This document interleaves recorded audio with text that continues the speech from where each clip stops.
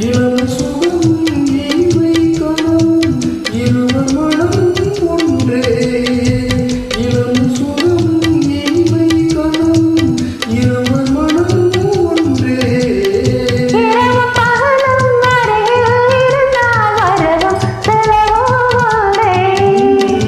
இரவும் பகலும் அருகில் இருந்தால் வரவும் செலவும் ஒன்றே. சிரித்து சிரித்து என்னை சிறையிட்டாய், கண்டும் சிவக்க சிவக்க வந்து கதை படித்தாய். நினைத்து நினைத்து நெஞ்சில் அடைத்து விட்டாய், பக்கம் நெருங்கி நெருங்கி இந்த சுவை கொடுத்தாய். சிரித்து